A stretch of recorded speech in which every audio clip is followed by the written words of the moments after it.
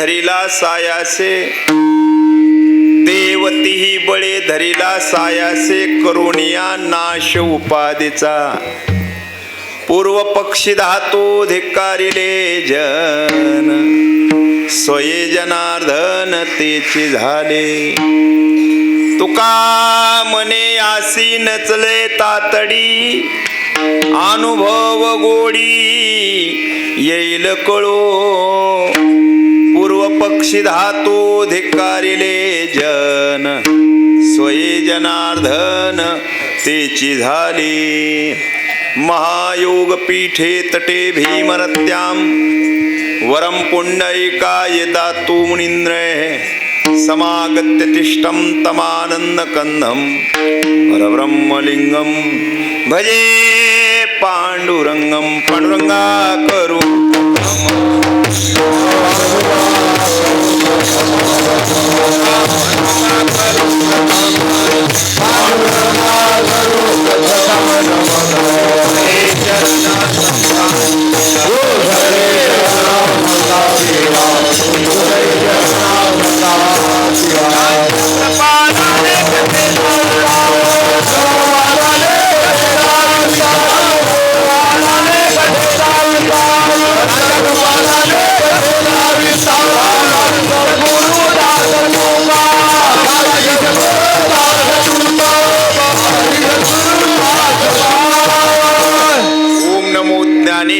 करुणाकरा दयाळा, तुमचा अनुग्रह लादलो, पावन झालो चराचरी, मस्तक माझा पायावरी, या वारकरी संतांच्या प्रथम नमन करू गणनाथा, उमाशंकराच्या सुता चरणावर ठेवून माता साष्टांगी आता दंडवत, दुसरे बंधू शारदाजे चतुर्णाची आत्मजा वाक्य सिद्धी पावे सहजा, तिच्या चरण ओझा माझे दंडवत, आता बंधू देव ब्राह्मण त्यांचे निपुण्य पावन प्रसन्न होते, श्रोते जन त्या माझे नमन दंडवत, आता बंधू साधू सज्जन रात्रंदिवस हरीचे ध्यान, विठ्ठल नाम उच्चारती जन त्या माझे नमन दंडवत, नमो रंग भूमिका कीर्तनी उभी होती लोका, टाळ मृदंग श्रोते देखा त्या माझे नमन दंडवत, ऐसे नवन करुणी सकळा हरिकथा बोले बोबडिया बोला, अज्ञानी म्हणून आपुल्या बाळा, चालवे सकळा नामा म्हणे आता, मज साह्य येते करावे देवा, तुझी घेई सेवा सकळ गोवा उगोनी, नमो सद्गुरु तुकया ज्ञान दीपा, नमो सद्गुरु सच्चिदानंद रूपा, नमो सद्गुरु भक्त कल्याण मूर्ती, नमो सद्गुरु भास्कराय पूर्ण कृती, रामरायाच्या सेवका शरण आलो मने तुका, तया माझे दंडवत, कपी कुळी हनुमंत, देवतीही बळे धरिला सायासे, देवतीही बळे धरिला सायासे, करुणिया नाश उपाधीचा, पूर्व पक्षी धातू धिक्कारिले जन, स्वये जनार्दन तेची झाले. प्रस्तुत प्राप्त स्थळी प्राप्त प्रसंगी सेवेकरता निरूपणाकरता निवडलेला अभंग, महान वैष्णव विश्वभूषण विश्वसंत वैराग्याचे महामेरू संत श्रेष्ठ श्रीमंत जगद्गुरु तुकोबाराय यांचा 3 चरणाचा बहुतेक करून सर्वांच्या पाठातला परिचयाचा असा हा अभंग आहे. या अभंगाच्या माध्यमातून त्या महात्म्यांचं विशेषत्व वर्णन तुकोबाराय करतात, ज्यांनी उपाधीचा नाश केला आणि त्या परमात्म्याला प्राप्त केलं. परमात्म्याला केवळ प्राप्त केलं नाही, परमात्म्याला केवळ त्याने मिळवलं नाही, परमात्म्याला त्याने केवळ धरलं नाही, तर तेच परमात्मा स्वरूप झाले. महाराज उपाधीचा नाश केल्यानंतर आणि पूर्व पक्षामध्ये धातू नाम धन जनाकडून मिळणारा जो सन्मान आहे त्याचा धिक्कार केल्याने परिणाम एवढा चांगला झाला, तेच त्या पूर्ण अवस्थेला प्राप्त झाले. स्वये जनार्दन तेची झाले. ही जनार्दन स्वरूपता प्राप्त होण्याकरता त्या महात्म्यांना नेमका किती कालावधी लागला, किती सप्ताह करावे लागले, किती वाऱ्या कराव्या लागल्या, किती भगवत चिंतन करावं लागलं, याचं काही आम्हाला मोजदाद सांगता येईल का? तुकोबाराय म्हणतात हे काही सांगता येणार नाही. अनुभव गोडी येईल कळो, तुका म्हणे यासी नचले तातडी. इथं तातडी करून चालत नाही, परमार्थाची तातडी करावी आणि फळाची मात्र दिरंगाई असावी. आपली फळाची असते तातडी आणि परमार्थाची असते दिरंगाई. भगवत भक्ती करत असताना भगवत भक्ती तातडीने करावी, फळाची मात्र घाई करून चालत नाही. त्याने फळाची घाई केली नाही, ते त्या स्वरूपाला अनुभवातून प्राप्त झाले. पूर्व पक्षी धातू धिक्कारिले जन आणि स्वये जनार्दन तेची झाले. असा या अभंगाचा सरळ सरळ शब्दशः अर्थ. विठ्ठल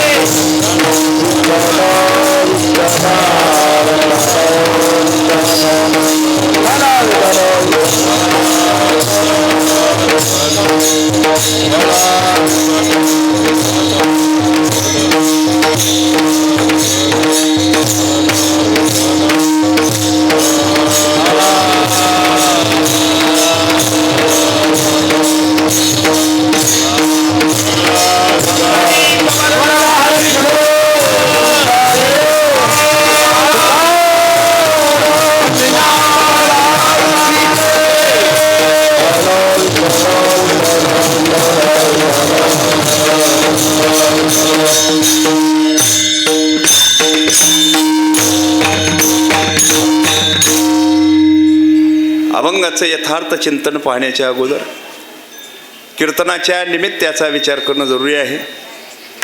मौजे श्री क्षेत्र भोगाव मारुतीचे या नगरीमध्ये भगवान प्रभू रामचंद्राचे निश्चिम भक्त, दास्य भक्तीचा अंगीकार करणारे बजरंगबली मारुतराय यांच्या पुण्यपावन दरबारामध्ये प्रतिवर्षाप्रमाणे संपन्न होत असलेला हा भव्य आणि दिव्य स्वरूपातला अखंड हरिनाम सप्ताह, ग्रंथराज ज्ञानेश्वरी पारायण सोहळा आणि या ठिकाणी कथा, या धर्ममंडपामध्ये आजची ही क्रमाने 7व्या दिवसाची कीर्तनरूपी सेवा समस्त ग्रामस्थांच्या वतीने संयोजक मंडळीच्या माध्यमातून भक्त परिवाराच्या असणाऱ्या माध्यमातून माझ्याकडे प्राप्त झालेली आहे. या ठिकाणी आल्यानंतर आणि भक्तराज मारुतराय यांचं दर्शन घेतल्यानंतर खऱ्या अर्थानं अंतःकरणामध्ये एक वेगळ्याच प्रकारची चेतना निर्माण होते आणि ती चेतना मला या ठिकाणी प्राप्त झाली. अभंग कोणता घ्यावा हा विचार अगदी अहमदपूरपासून चालू होता, पण इथं आल्यानंतर ज्या अर्थी भक्तराज मारुतरायाने परमात्म्याला प्राप्त केलं आहे त्या अर्थी त्यांचंच वर्णन व्हावं म्हणून देव ज्याने धरला, देव ज्याने मिळवला आणि तेच देव स्वरूप झाले असे असणारे मारुतराया, जी उणीवता आपल्या प्रपंचामध्ये आहे, जी नड आपल्या प्रपंचामध्ये आहे, ज्याची उणीव आपल्याला भासते ती उणीव भरून काढणारा आणि अंतःकरणातली आकांक्षा पूर्ण करणारा हा भगवान मारुती आणि त्याच्या दरबारामध्ये ही सेवा संपन्न होते. इथं कोणत्याच गोष्टीची उणीव नाही. मी फक्त ऐकून होतो, प्रत्यक्ष इथं आल्यानंतर त्याचा अनुभव येतोय. रोज अन्नदान आहे मारुतरायाच्या दरबारामध्ये, रोज अन्नदान आहे. 1.5 वर्षापर्यंतचा प्रत्येक दिवस या ठिकाणी पूर्ण संकल्प ज्याने केलेला आहे की आपला 1.5 वर्षानंतर नंबर येणार आहे. एवढी अंतःकरणामध्ये भक्तांच्या तळमळ आहे, उत्कंठता आहे आणि अशा या नगरीमध्ये अशा भक्तराज मारुतरायाच्या दरबारामध्ये ही सेवा प्राप्त होते.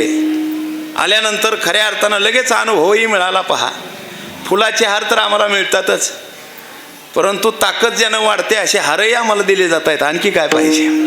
थोडी ताकद माझी कमी पडायली, हाराचं वजन जास्त व्हायलंय, तेवढा भार थोडा कमी करतो म्हणे बोलाय प्रवृत्त होतो.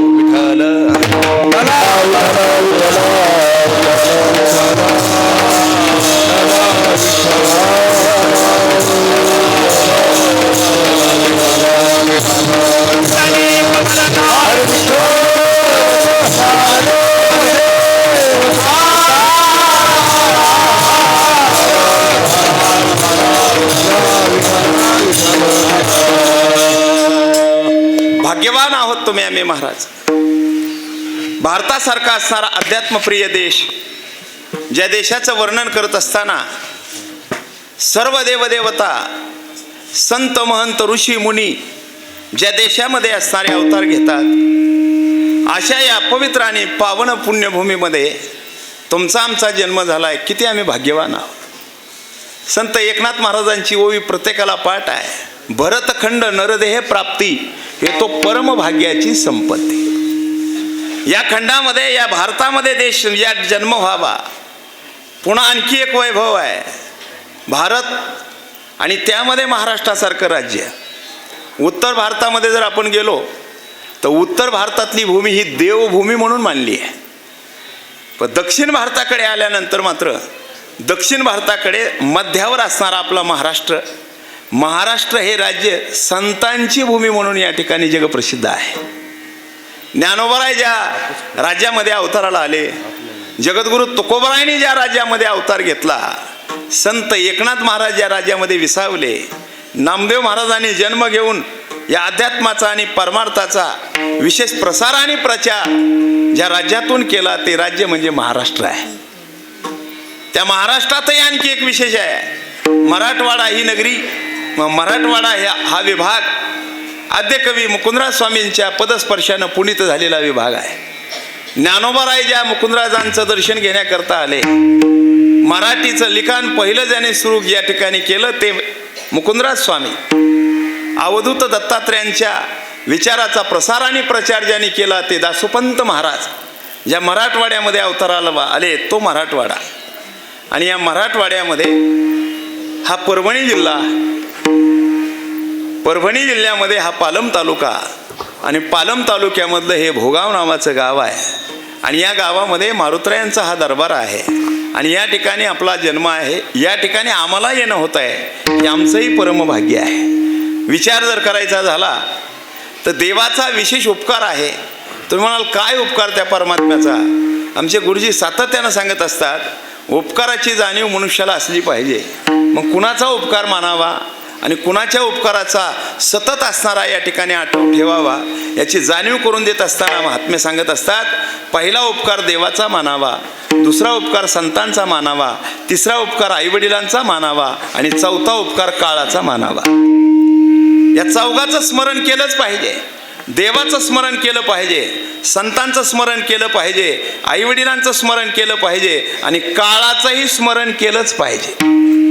या चौघावर आपलं लक्ष असलं पाहिजे.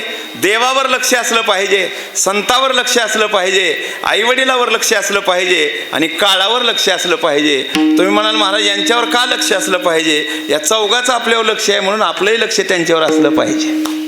देवाचं लक्ष आपल्यावर आहे, संतांचं लक्ष आपल्यावर आहे, आईवडिलांचं लक्ष आपल्यावर आहे, आणि काळाचंही लक्ष आपल्यावर आहे. मग आपलं लक्षही त्यांच्यावर असलं पाहिजे. मी तर सांगत असतो, दोघावर लक्ष सतत असलं पाहिजे, दोन गोष्टीवर लक्षच असलं पाहिजे. ते काल परवा माझ्या किनगावला कीर्तन झालं. मित्र एक समोरच कीर्तनात बसले होते. मी कीर्तनात सहज बोलून गेलो, दोन गोष्टीवर माणसाचं लक्ष असलं पाहिजे. माझा मित्र समोरच बसलेला, तो म्हणला महाराज तुम्ही आम्हाला सांगायची गरज नाही, आमचं दोनच गोष्टीवर लक्ष आहे. म्हणलं बरं झालं, सांगण्याच्या अगोदर जर तुम्हाला माहिती असाल तर तुम्ही जाणकार श्रोते आहात, सांगा कोणत्या दोन गोष्टीवर लक्ष आहे? त्याने सांगितलं, पहिलं विमान, दुसरं अनुदान. आमचं दोन गोष्टीवर लक्ष आहे. मी म्हणलं याच्यावर लक्ष नाही, आपलं लक्ष देव आणि संत यांच्यावर विशेष असलं पाहिजे. त्याच्यामध्ये देव म्हणलं की प्रभू, आणि संत म्हणलं की भक्तराज मारुती विठ्ठल.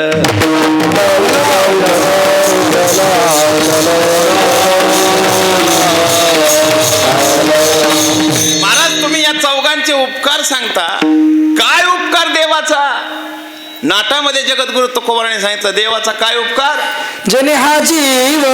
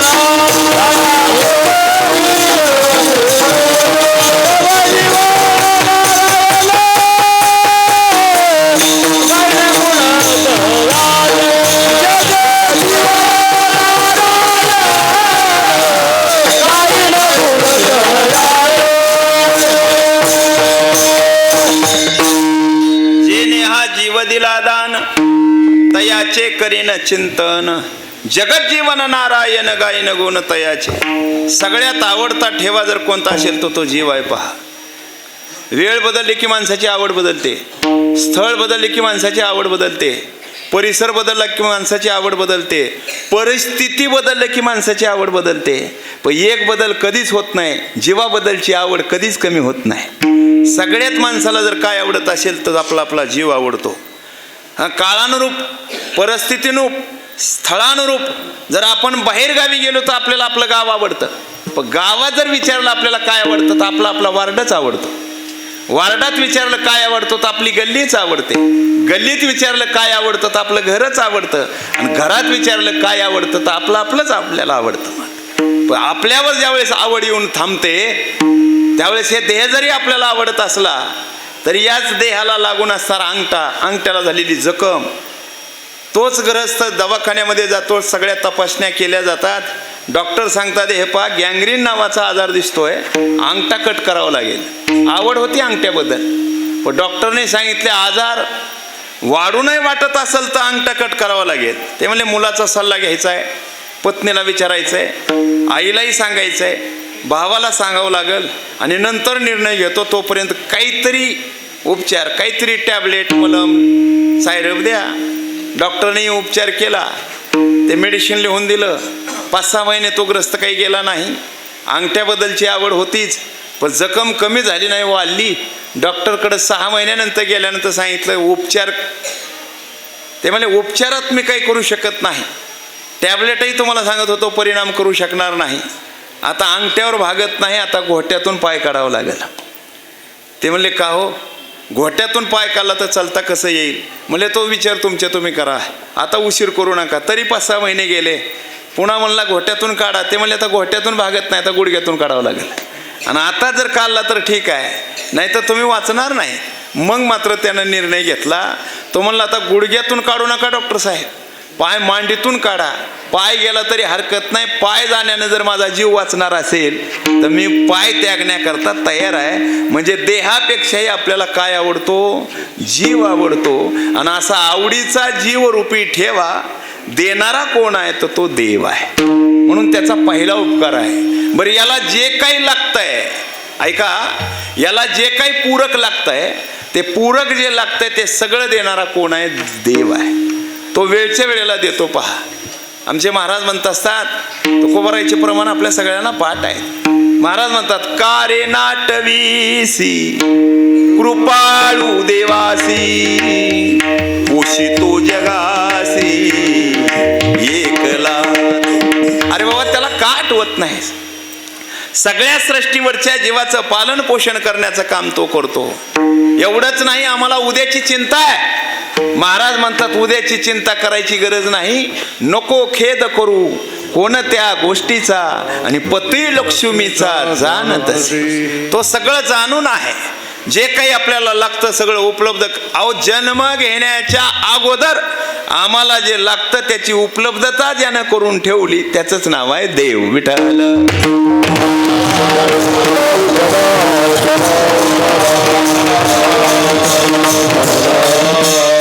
देव देवाला याच्या करताच म्हणलंय महाराज की जो सातत्यानं काही ना काही देतो त्याचंच नाव आहे देव. जो काय करतो देतो त्याचंच नाव आहे देव. महाराज आमच्या जगामध्ये या सध्याच्या या काळामध्ये बरेच जण एकमेकाला देतात घेतात. महाराज म्हणतात त्या देण्या घेण्याला काही अर्थ नाही. खरं जे लागतंय ते देण्याचं आणि ते पुरवण्याचं काम जर कोण करत असेल तर तो देव करतो. पहा कोरोनाचा तडाखा होऊन गेला. सोन्यासारखे माणसं आमच्यापासून गेले महाराज. त्यांचं पुन्हा भेट होणार नाही दर्शन होणार नाही असे सोन्यासारखे माणसं आम्ही गमावले किंवा गेले. काय केलं नाही आम्ही त्यांना वाचवण्याकरता. परभणीला ऑक्सिजनची टाकी नाही भेटली तर नाशिकहून आणली. त्या पलंगाच्या जवळ आणून ठेवली तरी तो पेशंट वाचला नाही. नातेवाईक त्या डॉक्टरला भांडू लागले. डॉक्टर साहेब एवढा प्रयत्न करून आमचा पेशंट वाचला नाही. काय कारण? डॉक्टर म्हणले तुम्ही ऑक्सिजन उपलब्ध केला पण ते यंत्रणा चालवण्याकरता लागणारी लाईट 1.5 तास गेली त्याला आम्ही काय करणार. महाराज हा देव असा आहे ऑक्सिजनही उपलब्ध करतो आणि ते पुरवण्याचंही काम तोच करतो. आजपाजपणे उलट प्राणाचा तेही मनाचा निर्धारू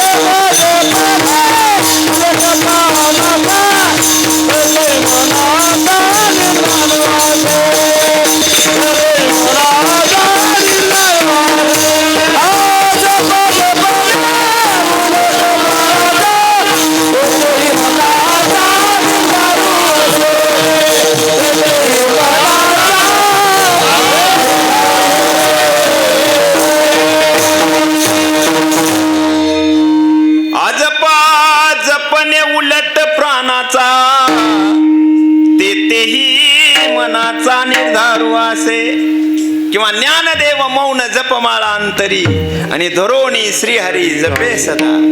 तो सगळं काही कार्य करतो पहा. म्हणून व्यवहारामध्ये माणसं बोलत असतात. पहा महाराज आम्ही तुमच्याशी काय संवाद करू शकत होतो. तुमची आमची काय भेट होत होती. म्हणजे मग कशी काय झाली. अहो संकट जेवढं भयानक आलं होतं त्या संकटात वाचत नव्हतो पण देवासारखा माणूस तिथं धावून आला म्हणून वाचलो. देवासारखा नसतो बरं का. तोच देव असतो. त्याला काही बोलायचं असेल तर कुणाच्या तरी माध्यमातून बोलतो.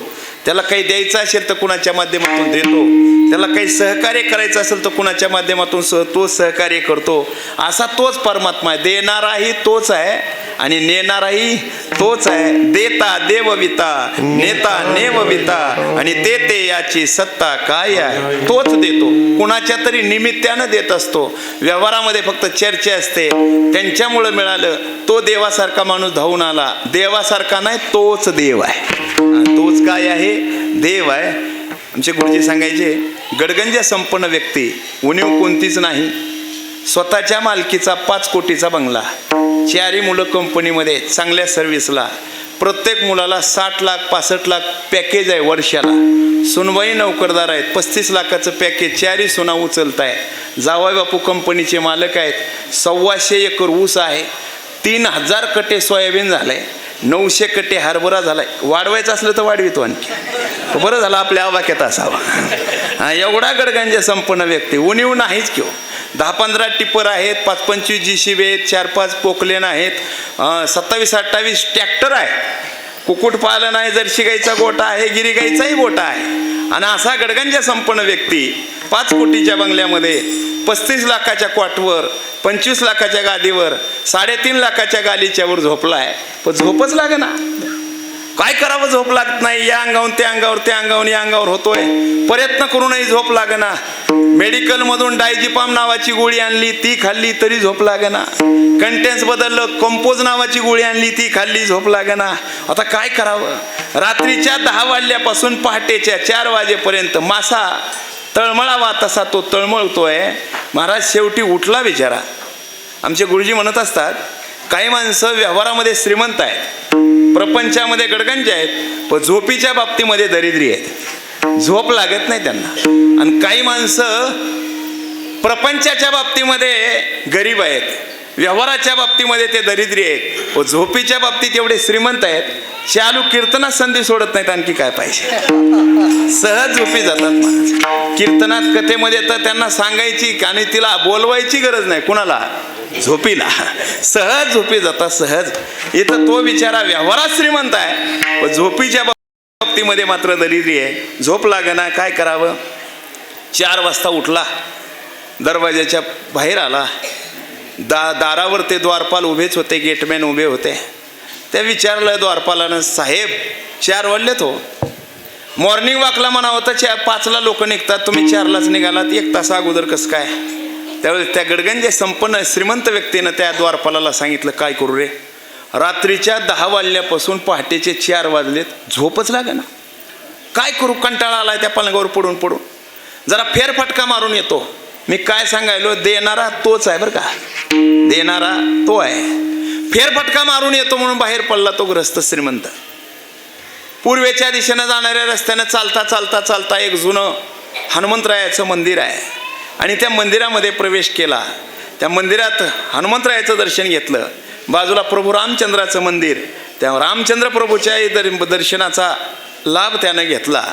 आणि मोठं विस्तीर्ण जागा, ओटा होता बाहेर. सकाळची सुंदर ते पहाटेची हवा, आणि त्या हवेला तो बसलेला आहे. पण त्याच्या बाजूला एक गरीब व्यक्ती बसलेला दिसला. आणि त्या श्रीमंत माणसाला नवल वाटलं, हा व्यक्ती आपल्यासारखाच इथं बसलेला आहे. बहुतेक आपल्यासारखाच आजार याला झालेला दिसतोय. त्या श्रीमंत माणसानं गरीब माणसाला नमस्कार केला. म्हणजे नमस्कार. तो गरीब माणूसही नमस्कार करतो. श्रीमंतानं विचारलं, का हो, माझ्यासारखाच आजार तुम्हाला इथं झालाय का, म्हणून आलात. तो गरीब म्हणला, कोणता आजार. झोप न लागण्याचा. म्हणले तसला आजार मला नाही. म्हणले मग इथं येऊन बसलात कसं काय. त्या गरीब माणसानं सांगितली आपल्या जीवनातली व्यथा. तो म्हणला, साहेब तुम्हाला का झोप लागत नाही मी विचारणार नाही, पण मी काय इथं बसलोय ते सांगतो. माझी पत्नी दवाखान्यात ॲडमिट आहे, मृत्यूच्या दारात उभी आहे. डॉक्टरने सांगितलंय उद्या 10 वाजेपर्यंत ऑपरेशन झालं तर तुमची पत्नी हाती लागेल, नाही तर हाती लागणार नाही. ऑपरेशनचा खर्च सांगितलेला आहे 4.5 लाख रुपये. पण लोकवाटा आमचा सहभाग म्हणून 25,000 कमीत कमी भरावे लागतात. त्यावेळेस सरकारचं अनुदान खात्यावर पडतं. 25 पैसे नाही साहेब, तर 25,000 माझ्यासारखा गरीब कसा भरू शकतोय. म्हणून हाच भगवान आहे. तारणाराही हाच आहे आणि मारणाराही हाच आहे. याला काय करायचंय तो तोच करेल. म्हणून त्याच्यावर आलेला दुःखाचा भार टाकण्याकरता मी इथं येऊन बसलोय. पत्नी दवाखान्यात आहे, मला डोळा लागलच कसा साहेब, मी इथं बसलोय. त्या गरीबाची करुण व्यथा ऐकून श्रीमंताला दया आली. सहज पॅन्टीच्या खिशात हात घातला आणि गुलाबी कलरच्या करकरीत 15 नोटा बाहेर काढल्या. चलत होत्या त्यावेळेस 2000च्या नोटा त्यावेळेस चलत होत्या. किती काढल्या? 15 नोटा काढल्या. त्या गरीब माणसाच्या हातावर ठेवल्या. त्या गरीबाचा चेहरा प्रसन्न झाला. चेहऱ्यावर हास्यभाव फुलला महाराज. आणि त्याचा चेहरा प्रसन्न झालेला पाहिल्याबरोबर त्या श्रीमंत माणसाला आनंद झाला. तो म्हणला झोप न लागण्याचा काही का होईना फायदा झाला. एकाच्या जीवनामध्ये आपण हसू फुलवू शकलो याचं समाधान वाटलं. पाहिजे होते त्याला 25,000, मिळाले 30,000. श्रीमंतानं एक कार्ड काढलं वरच्या खिशातलं आणि तो म्हणला भाऊ आणखी तुला काही कमी वाटलं, आणखी तुला कधी नड काही भासली उणीव तर या पत्त्यावर तू मला भेट. हा माझा पत्ता आहे, याच्यावर माझं नाव आहे, नंबर आहे, गावाचं नाव आहे, गल्लीचं नाव आहे. हा पत्ता राहू दे जवळ. त्या गरीब माणसानं दिलेलं उत्तर ऐकण्यासारखं आहे. तो गरीब माणूस म्हणला साहेब मला तुमच्या पत्त्याची गरज नाही, देणाराचा पत्ता पाठ आहे. कळालं तर बघा, देणाराचा पत्ता पाठ आहे, तुमच्या पत्त्याची गरज नाही. श्रीमंताला नवल वाटलं, याची माझी याच्या अगोदर कधी भेट नाही, कधी समोरासमोर बोलणं नाही. आता माणसं समोर आले तरी बोलायला तयार नाहीत. व्हॉट्सअप ग्रुपलाही आपण नाहीत, फेसबुकलाही नाहीत, नेटलाही कुठं भेट झालेली नाही. मग याची माझी भेट झालेली नाही, माझी याला ओळख नाही, तर माझा पत्ता माहिती कसा? श्रीमंत माणूस म्हणला कसं काय माझा पत्ता तुम्हाला माहिती कसा? तो गरीब हसला. तो म्हणला साहेब तुमच्या पत्त्याबद्दल बोलत नाही, देणाराच्या पत्त्याबद्दल बोलतो. अरे म्हणले मी माझ्या कमाईतले 30,000 रुपये दिलेत, मी देणार आहे ना. गरीब माणूस म्हणला नाही साहेब भ्रमात राहू नका, देणारे तुम्ही नाही. सगळ्या सुखसुविधा उपलब्ध असतानाही रात्रीच्या 10 वाजल्यापासून पहाटेच्या 4 वाजेपर्यंत झोप लागून न देणारा, 4:30 वाजता तुमची माझी मंदिरात भेट घालून देणारा आणि 4:45 वाजता तुमच्या खिशातले 30,000 माझ्या हातात ठेवणारा दुसरा कुणी नाही, तोच दरबारातला मारुती आहे. तोच देतो, देणाराही तोच आहे आणि नेणाराही तोच आहे. म्हणून पहिला उपकार जर आमच्यावर कुणाचा असेल तर तो देवाचा आहे. विठ्ठल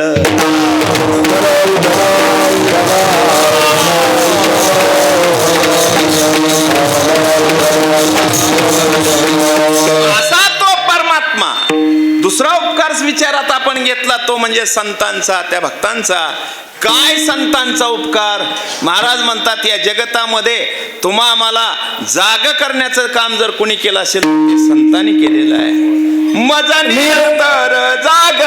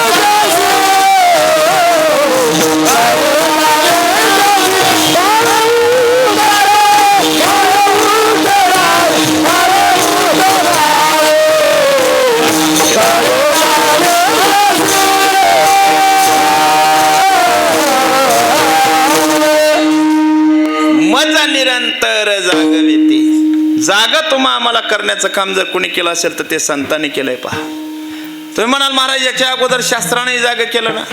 शास्त्रानं जाग केलं, वेदानंही जाग केलं, पण वेदाच्या बाबतीमध्ये विचार असा सांगितला जातो, वेदानं 3च वर्गाला जाग केलं. चौथ्याच्या बाबतीमध्ये वेद या ठिकाणी मौनावला असं सांगितलं जातं, 3 वर्णाला जाग केलं. वर्णाचे प्रकार किती? वर्णाचे 4च प्रकार आहेत. एक घटवरण, पातळ वरण, सपक वरण आणि तिखट वरण. असेच का? नाही. ब्राह्मण, क्षत्रिय, वैश्य आणि शूद्र. शूद्राच्या बाबतीमध्ये वेद मौनावला आहे. तिघांच्या बाबतीमध्ये तो जागा आहे, तत्पर आहे. आमचे गुरुजी सांगायचे, शास्त्रानं 7 जणाला जाग केलं आणि 7 जणाला जाग करण्याकरता प्रतिबंध घातला. शास्त्र म्हणतं 7 जणाला जाग करू नका आणि 7 जणाला जाग केल्याशिवाय राहू नका. 7 जण कोण जागे करायचे नाहीत? आपल्या शत्रूला जाग करू नका. कुरापत काढून जर शत्रूला जाग केले तर हा विषय भांडणात जाईल. मूर्ख माणसाला जाग करू नये 2. आजारी माणूस ट्रीटमेंट घेऊन झोपला असेल त्याला जाग करू नये 3. लहान बाळ झोपला असेल त्याला जाग करू नये 4. रानडुकर झोपलंय त्याला जाग करू नये 5. सिंह झोपलाय त्याला जाग करू नये 6. आणि दुसऱ्याच्या जागलीचं कुत्रं जागच करू नये 7. 7 जणाला कधी जाग करायचं नाही आणि 7 जणाला जाग केल्याशिवाय राहायचं नाही. उद्या इंग्रजीचा पेपर आहे आणि विद्यार्थी जर झोपला असेल तर त्याला जाग करावं. त्याला म्हणावं, बाबा उद्या पेपर आहे, अभ्यास कर. ते म्हणेल अभ्यासाची सवय राहिली नाही, मी नवस केलाय देवाला, नवसानं या ठिकाणी पास होत नसतं, त्याच्याकरता अभ्यासाची जोड द्यावी लागते. अभ्यासाची जोड दे, निश्चित भगवान तुझ्यावर प्रसन्न होतील, त्याच्याकरता काहीतरी कर. ते म्हणले, काही नका का करेन आणि काप्या तरी तयार कर की, पण जागा करावं लागेल. विद्यार्थी जागा करा. प्रवासी पांतस्थ जर बसस्टँडला झोपी गेला तर एखादी गाडी निघून जाईल, त्याच्यामुळे पांतस्थ जागा करावा, प्रवासी जागा करावा. भुकेला व्यक्ती शेतात राब राब काबाड कष्ट करून घरी आला आणि पत्नीला म्हणतो, झालं का? पत्नी म्हणली, हे बा, तुम्ही जे काम केलंय तेच काम मी केलंय. तुम्ही मागं मागं आलात, मी जरा पुढे आले, 15 मिनटं झालं येऊन बसले, पाणी पायावर घेतले आणि 2 घोट पाणी पिलंय की लगेच म्हणता झालं का? कसं शक्य आहे? अवकाळी पावसानं सरपण भिजलंय, गॅस शिल्लक नाही, तांदळाचा 1 कण नाही, पिठाची चिमट नाही, पाणी शिल्लक नाही, तेल नाही, मीठ नाही, मिरची नाही. ही सगळी उणीव ऐकून त्यानं विचार केला, आज काही स्वयंपाक होत नाही. बसल्या जागेवर त्याला झोप लागली. पण तिनं उसणं पासणं इकडून तिकडून आणलं, भाकरी तयार केली, बेसन तयार केलं आणि 11:15ला विचार केला, आता जाग करावं मालकाला का नाही करावं? शास्त्र म्हणतं मालकाला जाग करावं, त्यांना जीव घालावं आणि नंतर जेवावं. भुकेला व्यक्ती जाग करा 3. सेवक जागा करावा 4. अंगरक्षक जागा करावा 5. राजा जागा करावा 6 आणि कीर्तनात शेजारी झोपला असेल तर जागा करावा 7. 7 जणाला जाग करावं आणि 7 जणाला जाग करू नये असा प्रतिबंध म्हणजे भेद शास्त्राने केला. संतांनी मात्र भेद केला नाही, सगळ्यांना जाग केलं. उठा जागे व्हारे आता, स्मरण करा पंढरीनाथा, भावे चरणी ठेवा माता आणि चुकवी व्यथा जन्माची. जागा रे जागा रे गोपाळानो, राम नामे जागा. गोपाळानो राम नामे जागा. जागा रे बाबा. का हे आयुष्य कधी संपल काही सांगता येत नाही. काल तुमच्या आमच्याकडे लक्ष देऊन आहे, त्यांना आमच्यावर उडी टाकण्याच्या अगोदर आम्ही जाग झालं पाहिजे. महाराज आम्हाला तुम्ही जाग करायला सांगता आणि जाग होऊन आम्ही नेमकं करावं काय? महाराज म्हणतात, देव मिळवण्याचा प्रयत्न करा, देव प्राप्त करून घेण्याचा प्रयत्न करा, देव धरण्याचा तुम्ही आम्ही प्रयत्न केला पाहिजे. याच्याकरता संतांनी आम्हाला जाग केलं महाराज. केवळ प्रपंच आणि विषय भोगण्याकरता आम्हाला जाग केलं नाही, तर प्रपंच संसार करत करत त्याला कसं मिळवावं हे सांगण्याकरता आणि ही तत्परता आपल्या अंतःकरणात निर्माण करण्याकरता संतांनी जाग केलं. विठ्ठल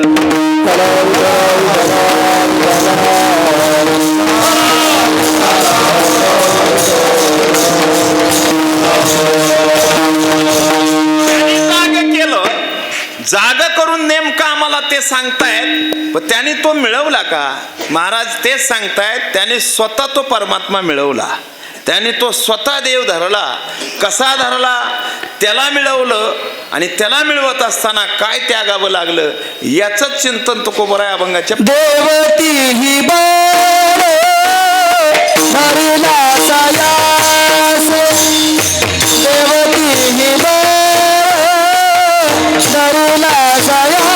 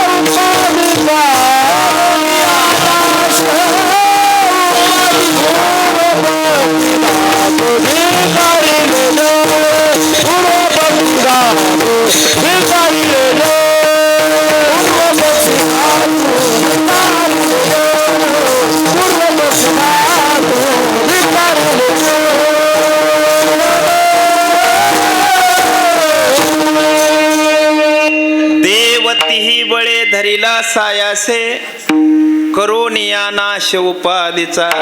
प्रस्तावनेमध्येच आपण विचार केला देव या शब्दाचा, आणि तो देव त्याने धरला.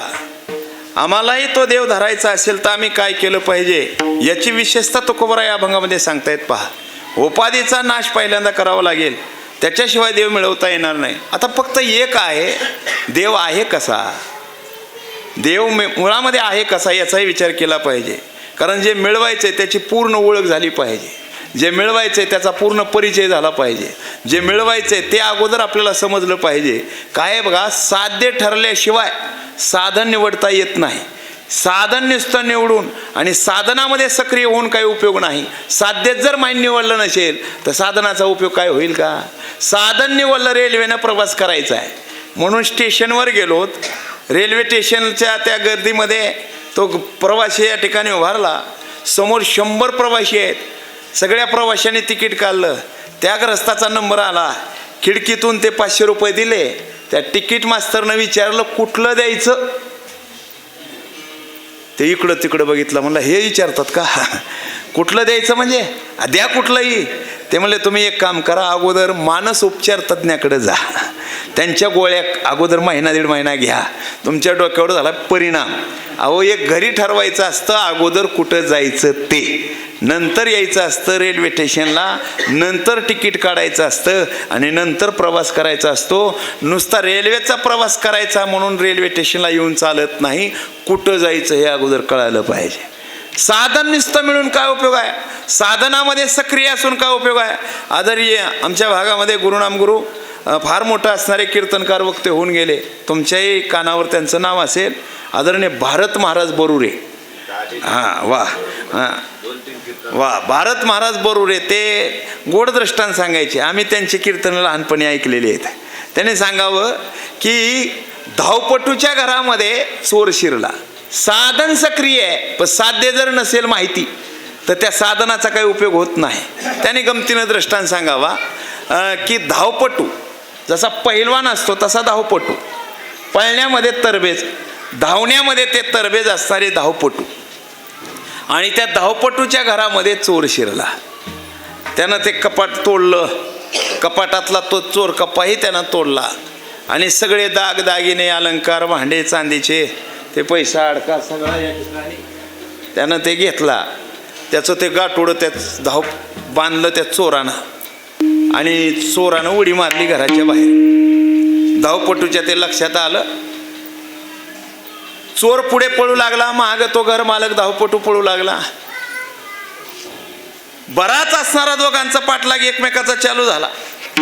चोर पुढे ते धावपटू माग, चोर पुढे धावपटू माग, चोर पुढे धावपटू माग.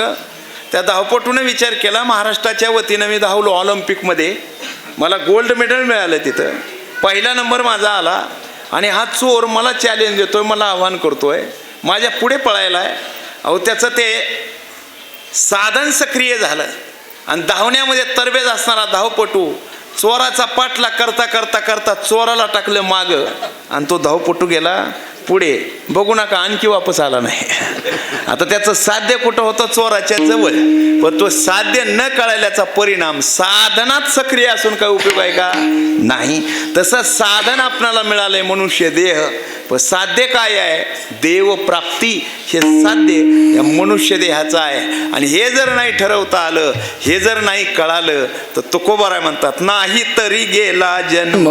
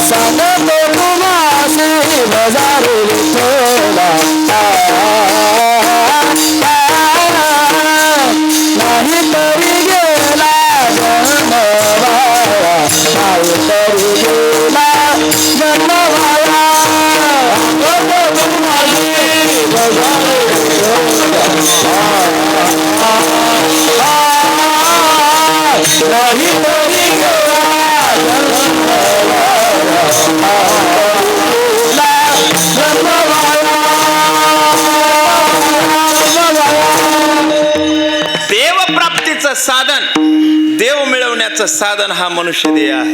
नरदेह निदान लागले हाती, उत्तम सार उत्तम गती, देवची होईन मनती ते होते, तरी का चित्ते न धरावे. महाराज म्हणतात देव होण्याचं सामर्थ्य आणि देव मिळवण्याचं सामर्थ्य या देहामध्ये आहे. आयुष्याच्या साधने सच्चिदानंद पदवी गेले, सच्चिदानंद पदवी गेले, सच्चिदानंद पदवी गेले. आयुष्याच्या साधने सच्चिदानंद पदवी गेले, सच्चिदानंद पदवी गेले, सच्चिदानंद पदवी गेले. आयुष्याच्या साधने सच्चिदानंद पदवी गेले, सच्चिदानंद पदवी गेले, सच्चिदानंद पदवी गेले.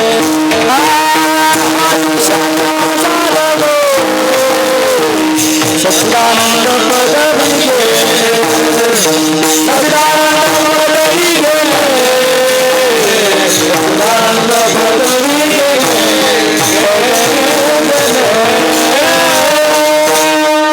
आयुष्याच्या साधने सच्चिदानंद पदवी घेणे, सच्चिदानंद स्वरूपापर्यंत जाता येते या देहाच्या माध्यमातून. मग तो देव त्या महात्म्याने धरला. पण देवाची विशेषता सांगत असताना तो परमात्मा धरण्याकरता त्याचा यथासांग परिचय झाला पाहिजे. संत श्रेष्ठ निळोबारांनी देवाबद्दल एक विचार सांगितला. तो कसा आहे हेच माहिती नव्हता. काळा गोरा खुजाना ठेंगना स्वरूप सुंदर आंधळाना देखना कैसी जीवसी व तयाची भावना आणि पंचभवतिक नाने पंच प्राणा.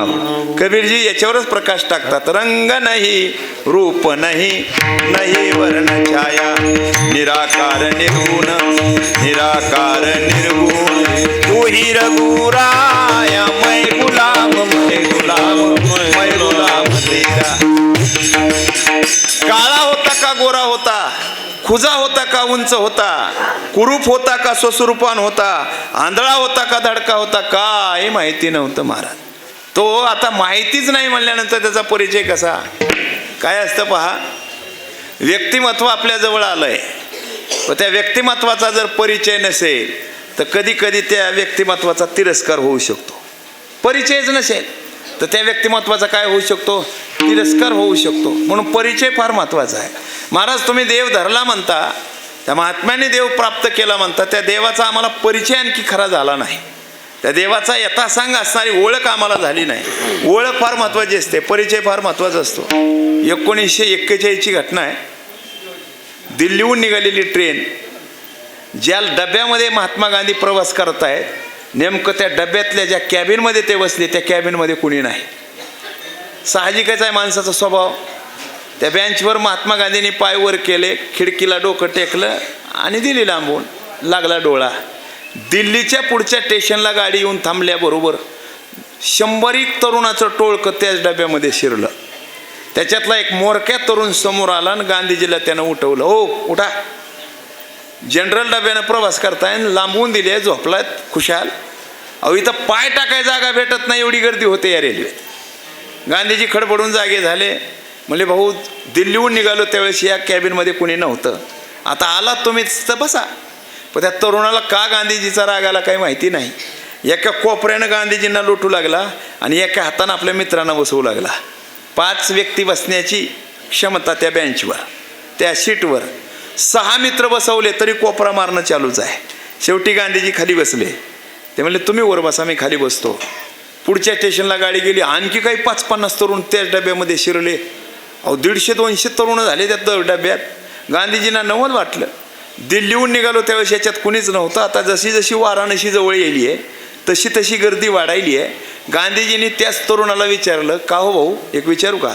ते मला विचारा. वाराणसी जवळ यायला तसं तसं तरुणांची गर्दी जास्तच वाढायली आहे रेल्वेमध्ये. हे तरुण सगळे चाललेत कुठं? त्यावेळेस त्या तरुणानं उत्तर दिलं, तुम्हाला माहिती नाही का, वाराणसीमध्ये काशी विश्वनाथाच्या मंदिर प्रांगणामध्ये या भारताचं वैभव आदरणीय महात्मा गांधी त्यांचं व्याख्यान आहे, ते ऐकाय सगळे चाललेत. कुणाला म्हणाले? गांधीजींना. गांधीजींना हे उत्तर ऐकून एवढा आनंद झाला. गांधीजी म्हणले काही हरकत नाही. पुन्हा दुसऱ्या स्टेशनला गाडी थांबली. पुन्हा काही तरुण आतमध्ये चालले. पुन्हा गांधीजींनी जाणून बुजून त्याच तरुणाला विचारलं, का हो ज्यांचं व्याख्यान ऐकण्याकरता सगळा तरुण तुम्ही वर्ग चाललेला आहे ते गांधी कोण? काय त्यांचं कार्य, काय त्यांचं कर्तृत्व, काय त्यांची ओळख? त्याचं उत्तर देत असताना त्या तरुणाला राग आला. तो उभारला. तुम्हाला कमाल झाली तुमची. ज्यांची ओळख व्हाईट हाऊस अमेरिकेपर्यंत जाऊन पोहोचलेली आहे, जगातले 256 देश ज्यांच्या नावाला ओळखतात, त्या महात्मा गांधींना तुमच्यासारखा ज्येष्ठ नागरिक वयोवृद्ध व्यक्ती जर ओळखत नसेल तर तुम्ही भारतात राहायच्या लायकीचे. कुणाला? गांधीजींना. गांधीजींना एवढा आनंद झाला अंतकरणात. म्हणले आपला यानं धिक्कार केलाय, आपला यानं तिरस्कार केलाय, पण महात्मा या नावाबद्दल त्याच्या अंतकरणात किती अस्मिता आहे याचं समाधान वाटलं गांधीजींना. शेवटची ते प्लॅटफॉर्म आलं, शेवटचं स्टेशन आलं वाराणसी. तिथल्या कार्यकर्त्यांना ज्ञात होतं की गांधीजी या लोकलनं यायलेत. ते कार्यकर्ते स्वागताकरता सज्जच आहेत.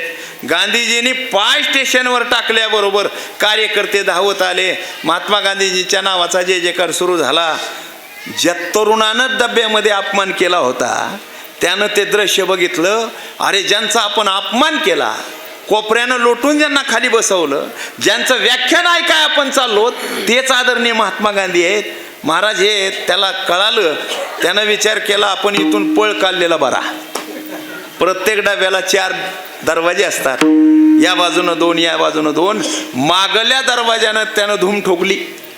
पण गांधीजींचं लक्ष समोरच्या स्वागताकडे नाही, मान खाली घालून पळतो त्या तरुणाकडे आहे. गांधीजी म्हणले माझं स्वागत बंद करा, तो धावतोय त्या तरुणाला पकडा.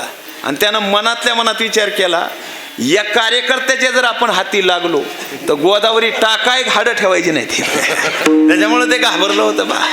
पकडलं त्याला, पकडलं आणि समोर आणलं. गांधीजींनी आपल्या गळ्यातली सुंदर पुष्पमाला काढली आणि त्या तरुणाच्या गळ्यात टाकली, कडकडून आलिंगन दिलं. म्हणले घाबरू नको बाबा, भयभीत होऊ नको. तू माझा जे काही अपमान केला आहे, तू माझा जे काही तिरस्कार केला आहे, तो फक्त अज्ञानामुळे केला आहे. माझा परिचय नसल्यामुळं तू माझा तिरस्कार केला आहे. पण माझ्याबद्दल तुझ्या अंतःकरणात किती प्रेम आहे, माझ्याबद्दल तुझ्या अंतःकरणात किती अस्मिता आहे, तो तुझ्या मुखानंच बोलून दाखवलं आहे. त्याच्याबद्दल मला समाधान वाटतंय. मी उदाहरण ह्याच्याकरता सांगितलं, जोपर्यंत तो कळत नाही तोपर्यंत त्याचा तिरस्कार आहे, ज्या दिवशी तो कळेल त्या दिवशी त्याचा स्वीकार आहे. महाराज त्याला कळवून देण्याकरताच आम्हाला सांगतात, तो आहे कुठं? भूत जात वंदोनी विश्वांभरा शरणांगत आणि भूत जात वंदोनी. सर्व जीवमात्रामध्ये त्याचं अस्तित्व आहे, घटाघटामध्ये तो आहे. हर कंकर में जसा शंकर आहे वैसा हर घट में तो परमात्मा आहे.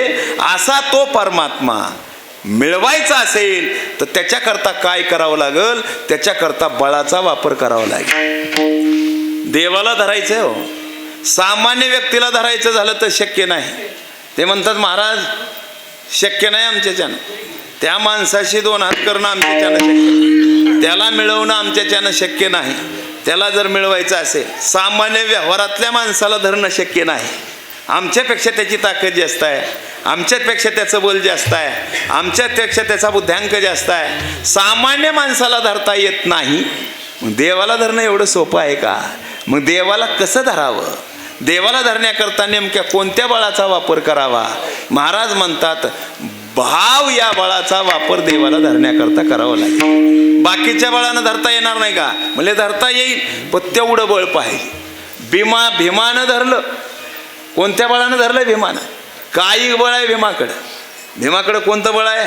कायिक बळ आहे. कायिक किती जरी ताकदवान आता माणसं असले तर भीमासारखी ताकद आहे का? 10 दिवसाचाच भीम आहे, 10 दिवसाचा. आणि 10 दिवसाचा भीम अचानक आईच्या हातातून खाली पडला. लेकरू किती दिवसाचं आहे? 10 दिवसाचं लेकरू, भीम नावाचं लेकरू कुंतीच्या हातातून निसटलं खाली पडलं, ते दगडावर पडलं. आता रडाय कोणी पाहिजे? लेकरानं रडावं का दगडानं? माझ्याकडे बघू नका, दगडच रडायलं. ते दगड रडायला रडत रडत मोठ्यानं बोलायला, काय लेकरू आहे बाबा, माझा चुराच केला. एवढी ताकद कुणाची आहे? भीमाची आहे, ज्याच्या अंगी 10,000 हत्तीचं बळ आहे. महाराज म्हणतात कायिक बळाचाही वापर केला, पण अंतकरणामध्ये भाव मात्र कायम ठेवला.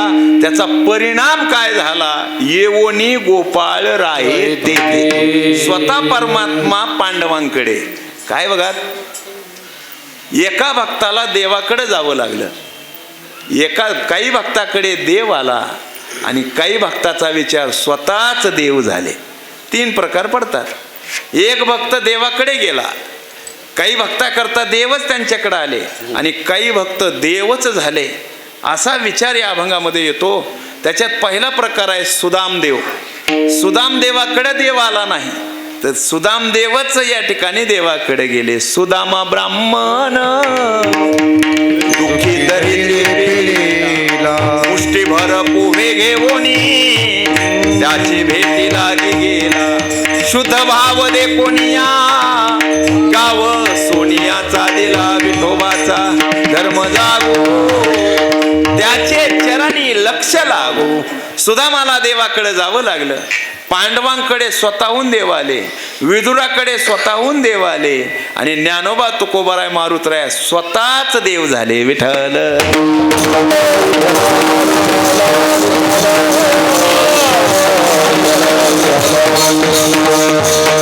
सर्व यात बळ हा शब्द वापरलाय. देवतीही बळे.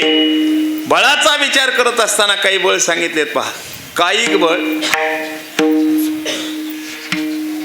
कायिक बळ श्रेष्ठ आहे, पण कायिक बळापेक्षा एक श्रेष्ठ बळ आहे ते म्हणजे बुद्धीचं बळ, ज्ञानाचं बळ. ज्ञानाच्या बळापेक्षा श्रेष्ठ आहे निश्चयाचं बळ, निश्चयाच्या बळापेक्षा श्रेष्ठ आहे सत्तेचं बळ, सत्तेच्या बळापेक्षाही श्रेष्ठ आहे विवेकाचं बळ, विवेकाच्या पेक्षा श्रेष्ठ बळ आहे वैराग्याचं, आणि सगळ्यात श्रेष्ठ बळ आहे भावाचं. आता कायिक बळापेक्षा श्रेष्ठ बळ बुद्धीचं आहे. सध्या बुद्धिवंताच्या बाबतीत विचार केला जातो, कायिक बळाचा वापर करून खडी फोडणारे त्यांना 500 रुपये आहेत, आणि एसीच्या गाडीमध्ये बसून येतात, फक्त कामाची पाहणी करतात, आहे त्या बिलावर स्वाक्षरी करतात आणि निघून जातात. 3 लाख खात्यावर अचानक पडतात. हे कोणतं बळ आहे? हे बुद्धीचं बळ आहे. याला ज्ञानाचं बळ म्हणतात. पहा, ज्ञानाचं बळ श्रेष्ठ आहे. मी मला आलेला अनुभव सांगत असतो. आम्ही थोडं कर्नाटकमध्ये जातो. ते कर्नाटकमध्ये भालकीच्या पुढे डावरगाव नावाचं गाव आहे. त्या डावरगावला कीर्तन अगदी 5 मिनिटात आता त्या गावी आम्ही पोहोचणार. पण ती गाडी भालकीच्या बाहेर पडली कीच बंद पडली, गाडी चालू होईना. तिथंही नियम होता 8 ते 10 कीर्तनाचा, आणि 8 वाजाय फक्त 5 मिनिटच कमी. गाडी तर बंद पडली, रुपावळी तर चालू झालेली, आणि माझा मोबाईल स्विच ऑफ झाला. आता जसा झाला होता तसा. आता ज्यांचा नंबर होता तो मोबाईलमध्ये, त्याच्यामुळे नंबर लावता येईना. माझ्यासोबत जे ड्रायव्हर होते त्यांना म्हणलं आता काय करावं. त्यानेही प्रयत्न केला, गाडी काही चालू होईना. मी जरा फिरत जरा पुढे आलो तर एक गॅरेज बंद आहे. ते ड्रायव्हरचा मोबाईल घेतला, त्याच्यावर डायल केला त्या पाठीवरचा नंबर त्या मेकॅनिकचा. मेकॅनिक आतच होता बिचारा. त्यानं लगेच ते शटर उघडलं. वेशभूषा आमची पाहून त्याने ओळखलं. म्हणले, महाराज तुम्ही कीर्तनकार दिसायला? म्हणलं हो. कुठं चाललात? डावरगावला. काय झालं? म्हणलं गाडीच खराब झाली, बंद पडली आहे. आला बिचारा. त्यानं सगळी पाहणी केली आणि बिघाड त्याच्या लक्षात आली. तो गॅरेजमध्ये गेला, एक लहानासा नट आणला आणि योग्य ठिकाणी तो नट त्यानं बसवला. 5च मिनिटामध्ये बिघडलेली गाडी दुरुस्त झाली. नट टाकल्याबरोबर गाडी, आमच्या ड्रायव्हर मला करा चालू, स्टार्ट केल्याबरोबर गाडी चालू झाली. मला एवढा आनंद झाला, जणू काय 55,000 रुपये विमाच पडला खात्यावर. बरं वाटलं, चला आनंद झाला. ते म्हणलं, भाऊ अशा टायमाला तुम्ही गाडी चालू केली आहे, तुम्हाला काहीतरी मोबदला दिलाच पाहिजे. तो मेकॅनिक म्हणला, काय सांग महाराज, आता तुमच्याकडून काय घ्यावं? तुमच्याकडून नाही मला घ्यायला पाहिजे. तुम्ही काम केलं आहे त्या कामाचा मोबदला दिला पाहिजे. ते म्हणले, एरवी या टायमाला 1,000च्या कमी तर मी घेतच नाही. कमीत कमी 1,000 रुपये, त्याच्या कमी हातच लावित नाही गाडीला. आता तुमच्याकडून घ्यायचे नाहीत, पण तुम्ही घ्याच म्हणताय तर द्या. मी म्हणलं किती देऊ? ते म्हणलं 400 रुपये द्या. मी 200 नोटा देऊन टाकल्या. त्या मेकॅनिकनं त्या नोटा खिशात ठेवल्या. मी म्हणलं, भाऊ एक विचारू का? तर मला विचारा. मला हे 400 रुपये जरा जास्त वाटायलेत. दिलेत खरे, पण 400 रुपये जरा मला जास्तच वाटायलेत. तो मेकॅनिक म्हणला, कसं काय जास्त वाटायलेत? म्हणलं, नट जास्तीत जास्त 2 रुपयाचा असेल. जो नट तुम्ही टाकलाय तो कितीचा असेल? एवढा लहान असा नट, 2च रुपयाचा नट असेल. त्या 2 रुपयाच्या नटाचे 400 रुपये मला जरा जास्त वाटायले. त्यानं दिलेलं उत्तर ऐकण्यासारखं आहे. तो म्हणला, महाराज नट 2च रुपयाचा आहे, पण कुठं टाकायचे 398. नट कुठं टाकायचा त्याचे किती आहेत? 398. यालाच म्हणतात बुद्धीचं बळ, याला म्हणतात ज्ञानाचं बळ. हे कायिक बळापेक्षाही श्रेष्ठ कोणतं आहे? बुद्धीचं बळ आहे. महाराज सांगतात, किती जरी बुद्धिवान असला तरी बुद्धीच्याच केवळ बळावर परमात्म्याला मिळवता येत नाही. कायेच्याच केवळ बळावर परमात्म्याला मिळवता येत नाही. सत्तेच्याच बळावर देवाला मिळवता येत नाही. संपत्तीच्या बळावर देवाला मिळवता येत नाही. त्याला मिळवण्याकरता बळच लागतं, तर ते भावाचं बळ. भाव ज्याचे गाठी आणि त्यासी लाभ उठा उठी. भाव ज्याच्या गाठी म्हणजे मुदलात आहे, त्याला तात्काळ लाभ आहे. महाराज देवा कारणे भाव तस्मा. बाकी काही गोष्टी जोडायची गरज नाही. काही न लगे एक भावची कारण, आणि तुका म्हणे आन म्हणून देव मिळवायचा आहे तर त्याच्याकरता भाव हेच बळ लागतं. देव तीही बळे धरिला. धरला म्हणतात. कुणी धरिला?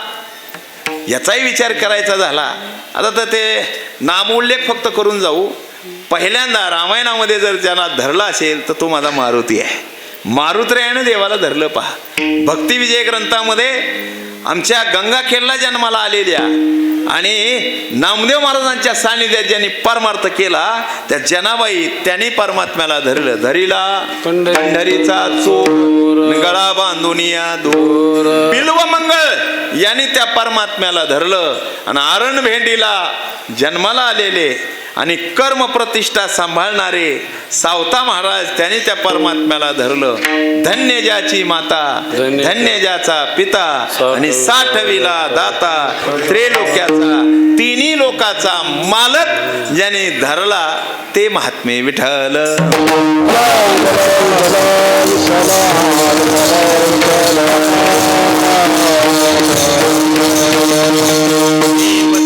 बळी धरीला सायासे. आता इथे एक शब्द वापरलाय सायासे. सायास करावा लागेल त्याला धरण्याकरता. तर सायास कोणत्या बाबतीत आहे? उत्तरार्धामध्ये जो विचार सांगितलाय कोरोनिया नाश उपाधीचा. उपाधीचा नाश करण्याकरता सायास करावा लागतो. उपाधी एवढी सहज नाही महाराज मिळवता येतात. मिळवलेली उपाधी त्यागणं एवढं सोपं आहे का? मिळवताना प्रयत्न केला आणि ती उपाधी मिळवल्यानंतर ती त्याग आज कुणी म्हणलं तर लगेच त्यागावी वाटते का? नाही. मग ती त्यागण्याची वृत्ती अंतकरणात निर्माण होण्याकरता जो लागतो त्याला काय म्हणतात? सायास. तो सायास असणारा त्या महात्म्याने केलेला आहे. आता आपणही सायास करतो. पण कोणता? दोनदा फिरू द्या सोयाबीन तिसऱ्यांदा पेरायची तयारीच आहे. त्याला म्हणतात सायास. किती अडचणी उद्या प्रपंचामध्ये त्या अडचणीला तोंड देऊन त्याच्यातून वाट काढून पुढे जो आपण मार्ग काढतो त्याला काय म्हणतात? सायास. हरिपाठामध्ये सायास करीशी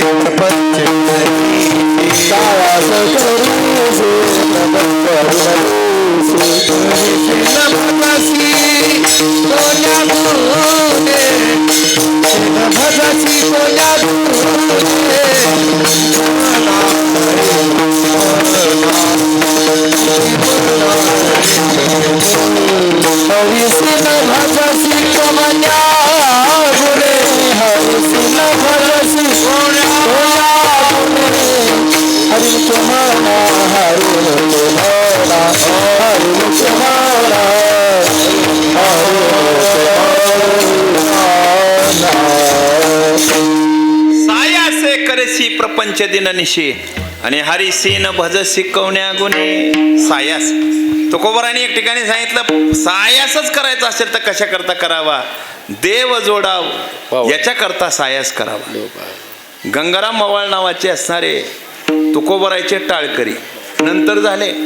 अगोदर शेतीला पूरक व्यवसाय दुधाचा व्यवसाय करणारे गंगाराम मवाळ. चांगल्या म्हैशी सांभाळल्या, दूध देणाऱ्या म्हैशी. एक दिवशी एक म्हैसच हरवली. शोध सुरू झाला, म्हैस काही सापडे ना. कोणीतरी सांगितलं हिरवळीकडं भांबावलेला पशु सापडतो. भांबवलिया पशु हिरवळीकडे सापडतो आणि भंडाऱ्या डोंगरावर हिरवळ पाहिली आणि स्वतः गंगाराम मवाळ तिथं जाऊन पोहोचले. विचारपूस 2-4 जणांना केली, म्हैस पाहिली का हो? कुणीच काही प्रतिसाद देईना. एक जणांना सांगितलं आम्हाला विचारण्यापेक्षा सकाळपासून सूर्यास्तापर्यंत त्या दगडावर बसलेले तुकाराम महाराज असतात, त्यांना जाऊन विचारा. गंगाराम मवाळ तुकाराम महाराजांच्या जवळ गेले. महाराजांचा काकडा चालू होता. माझे हरिले चित्त इथपर्यंत गेला होता काकडा. गवळणी चालू होत्या आणि तेवढ्यात तुकोबारायांच्या जवळ तो गेला. महाराज डोळे बंद करून काकड्याचं भजन करत आहेत, गवळणी चालू आहेत. आता उत्तरार्धात तो भजन चाललंय आणि तेवढ्यात गंगाराम मवाळ म्हणतो, ओ महाराज. तुकाराम महाराजांना वाटलं काहीतरी देवाबद्दल विचारा, एक सद्ग्रस्त माझ्याकडे आलेला आहे. डोळे उघडले आणि गंगाराम मवाळाला विचारलं, बोला तुम्हाला काय सांगायचं देवाबद्दल? म्हणले देवाबद्दल विचारा नाही आलो. म्हणले मग कुंडुळ्या शिंगाची चंद्री म्हैस बघितली का? कुंडुळ्या शिंगाची चंद्री म्हैस बघितली का? कपाळावर हात मारून घेतला तुकोबारायांनी. अरे म्हणले देहूमध्ये काय कमी आहेत का इकडे शोध घेत आला? इकडं कसं काय? याच्याकरता तुला जन्म या भगवंतानं दिलेला नाही. सायासच करायचा आहे, प्रयत्नच करायचा आहे आणि विचारायचं तर देवाबद्दल विचारावं, देव जोडावा याच्याकरता सायास आपण करावा. आणि म्हशीचा विचार काय विचारतो तर तो म्हणला, महाराज तुम्हाला बहुतेक माहिती नाही म्हशीची किंमत, दुधाचा व्यवसाय आहे, म्हैस सापडत नाही म्हणून विचारण्याकरता आलो आहे. तो कुंभाराने विचार केला, याच्या डोक्यातली जोपर्यंत म्हैस जात नाही तोपर्यंत याला देवाबद्दल कळणार नाही. ते म्हणले काळजी करू नको, घरी जा, गोट्यामध्ये म्हैस बांधलेली आहे. आणि खरंच किंवा घरी जाऊन पाहिलं तर गोट्यामध्ये तीच म्हैस आहे. कोणती? कुंडुळ्या शिंगाची चंद्री म्हैस. पत्नीला, मुलाला, सुनाला विचारलं कुणाला प्राप्त, कुणी मिळवली, कुठं भेटली, कुठं सापडली. सगळेजण म्हणले अहो काही कसं बोलता, आणखी ती भेटलीच नाही, मिळालीच नाही, सापडलीच नाही. बघितलं दावणीला तर ती म्हैस आहे. मग गंगाराम मावळाच्या लक्षात आलं, बसल्या जागेवरून जर त्या महात्म्यानं तो म्हशीचा पत्ता सांगितला असेल तर त्या महात्म्यानंच आपल्याला सांगितलंय